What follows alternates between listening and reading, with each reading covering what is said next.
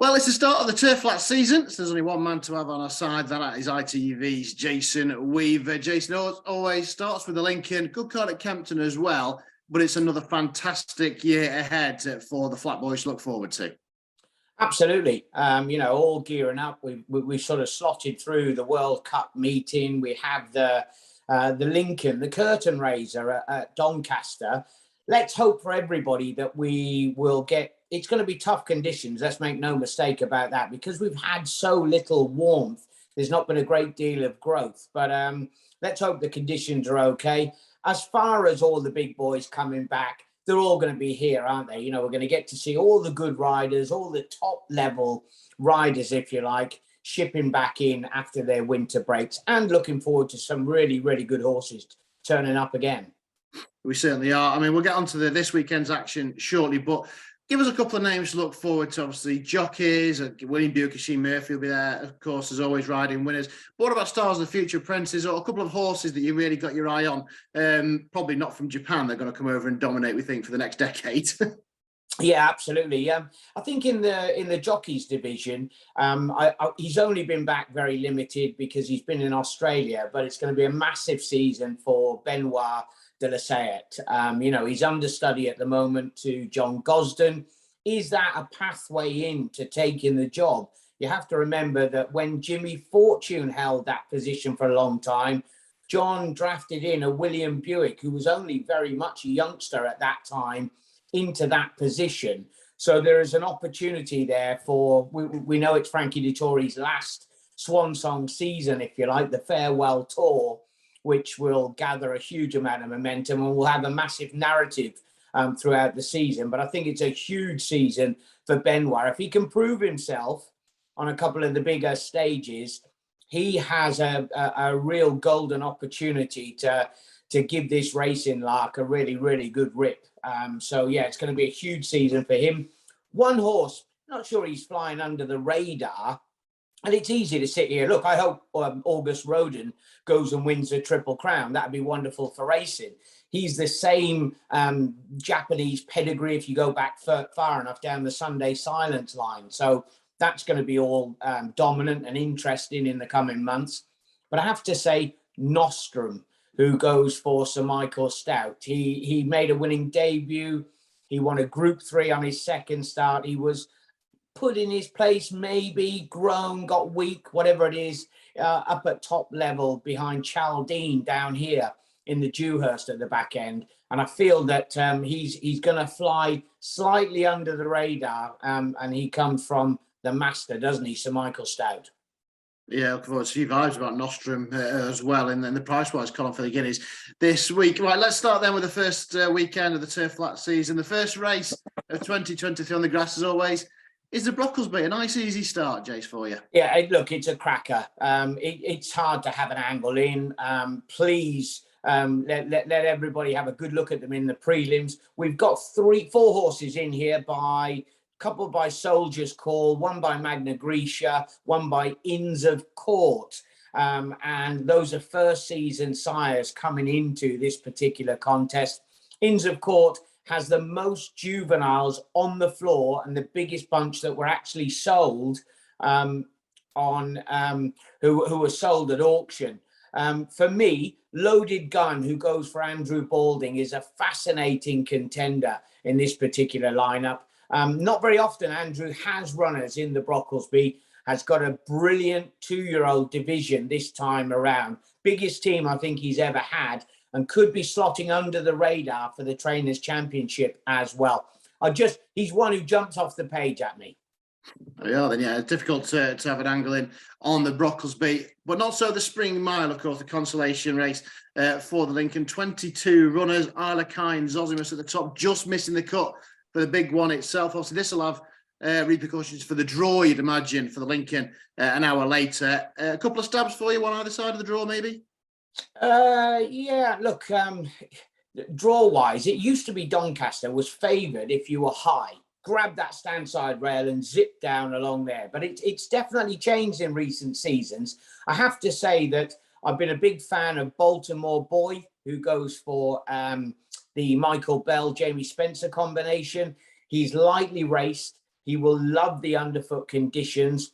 Michael normally has his string pretty far forward as well when they come in here. I bet he was thinking off 90, he was going to slot into the bottom of the big one itself. It just goes to show how high that the Lincoln has actually risen through the ratings, if you like. And I have to say that Baltimore Boy, he would be the main pick in this particular lineup. Well, the cavalry charge, if you like. Ran really well with a bit of ease in the ground at Ascot when we last saw him. Arguably a bit unlucky, will be played late again. And I don't know about the other side, but I thought that Tishan, we've not really seen a massive amount of him. He goes for the Julie Camacho, Graham Lee combination.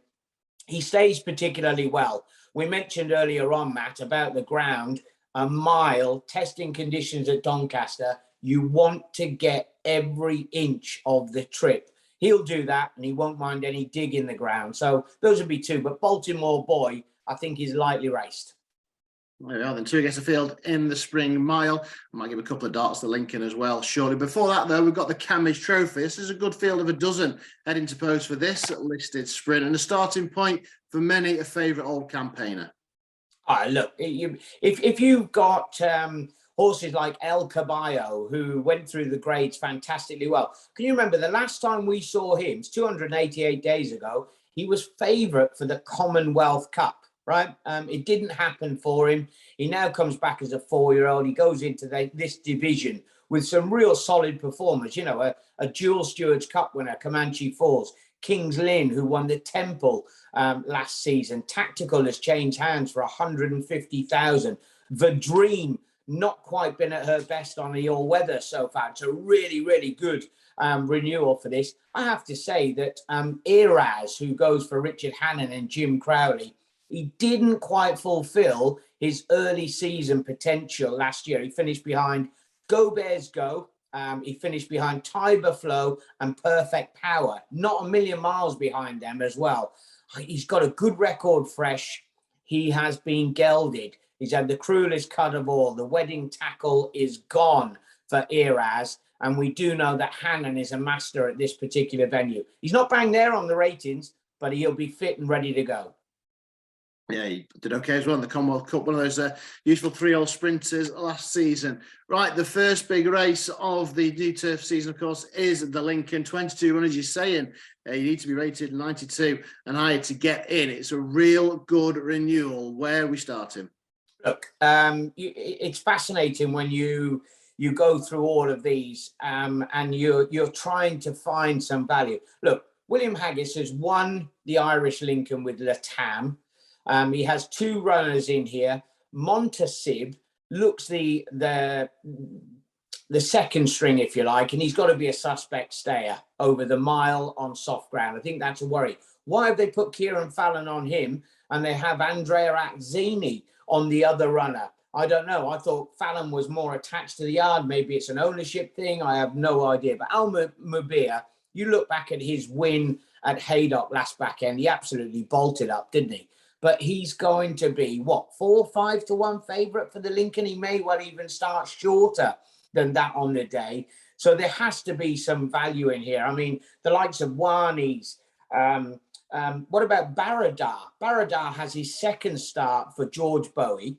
He ran in the Verton Futurity, was third to Max Swinney when he was trained by Roger Varian. Went over to Johnny Murtagh, did nothing, come back over. He's with the golden boy, George Bowie. He could be absolutely anything. But there's one I'm grasping at something here at 40 to 1, Matt, to try and get us something. Look, I think Al Mubir will win, and I could easily see Baradar running a good race. Great Gadian goes for Roger Varian. Now, Adrian Keeley has recently just switched across to the stable. His only run on soft ground was when he ran, and he was close to favourite at Sandown a while ago. Behind who? Behind Siskany. Siskany at that time was rated 86. Siskany is now rated 116. What did everybody say? What did All Connections say? They were disappointed with him, and he has stayed away from soft ground since that particular run because they said, oh, it's not his ground conditions. He doesn't like it. I think he bumped into an absolute rocket ship that was rated, £30 below where he was going to go and end up. So look, he's a 40-1 shot. I'm clutching that the dam is actually, she's produced 3 runners in triple digits who all won on soft ground as well. So I've delved into the pedigrees. We've gone all the way through.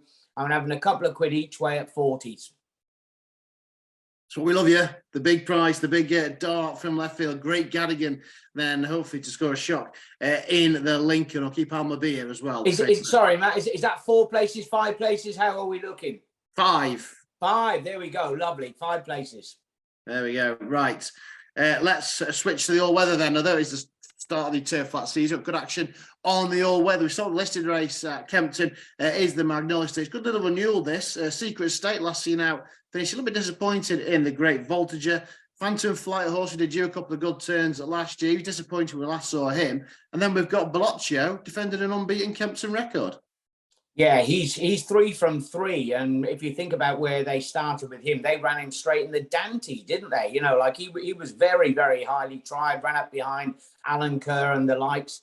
Fox's Tails and also Tyrrhenian Sea, they were 2nd and 3rd ahead, separated them behind Lord North, who's come out and just won in Dubai for the 3rd consecutive season. Rogue Millennium, one of the stories of last season after she won the Lingfield Oaks trial, that got the Rogues Gallery going, didn't it? And after a fair run in the Oaks, her form slightly tailed off towards the end. I go through them all. Why won't Phantom Flight give you a real good run for your money? He's been the apple of his trainer's eye since he started, which was only last season, but the one that he nominated. PJ McDonald lives in the north, could have gone to Doncaster for a couple of rides for James, for John and Jess Dance, his main retainer. Where'd he go? He makes the long journey down to Kempton to partner this lad in the Magnolia. I think that's a bit of a pointer from a jockey booking point of view that PJ makes the journey down. Phantom Flight will be a big season for him, of course. Right, good old handicap at 240 as well. London Mile Series qualifier, over a mile, funnily enough. This is just a bit of a dart job. This looks really wide open. Yeah, it's tough. It's tough. I mean, look, Stately Home nudged up 3. Business managed to win by 4.5 lengths over 7 furlongs at Wolverhampton.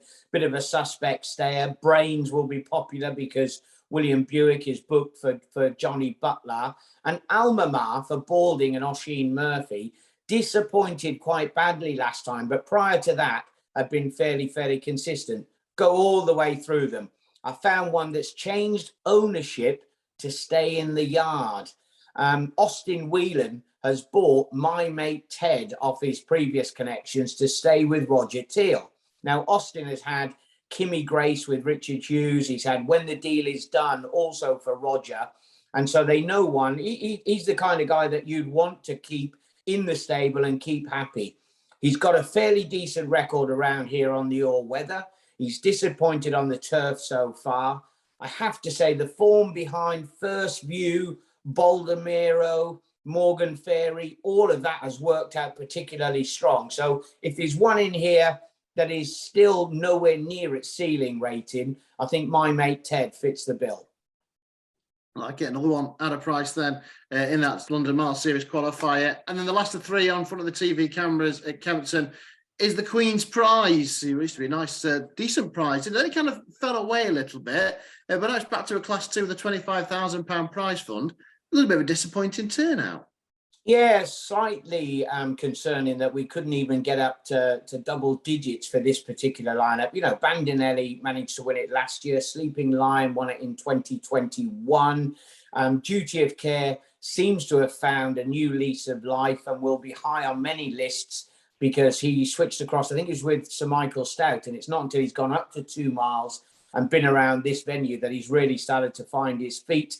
Aztec Empire will start a red-hot favourite because he comes from Andrew Balding's and he's got Oisin Murphy there. Oisin also down at Kempton, not up at Doncaster. Which one has he gone down there or does he think that he's going to be the absolute steering job for him to sort of continue that good run? I have to say, at the prices and looking through them, look, Aztec Empire beat Withhold, Withhold is only a shadow of his former self at the moment, and he's not anywhere near the superstar we saw winning at Newmarket and Newbury's all those times ago. Sleeping Lion, if he gets the ideal setup, has got the best finishing kick out of all of these. I think he just needs a pace to run at. Daniel Muscat, who's hanging on for grim death at the moment, trying to beat Kevin Stott in the all-weather championship. He'll be wanting a big run on anything that he can at the moment. So Sleeping Lion, I think, is a big player. There we go then. The Craig Bennett colours in the Queen's Pride. Right, 7 races covered. What will be the best bet of the weekend? Best bet of the weekend, I think Flying Under the Radar. Definitely My Mate Ted interests me a massive amount. Look, I'm going to say Great Gadian because he's 40-1, but I'll be minimum stakes, very small bet on Great Gadian. Probably, I know it's a tough one, Baltimore Boy, who goes for Michael Bell. The reports from Newmarket are pretty strong. He's working well. He'll be fit and ready. He will love the conditions. That test is going to suit.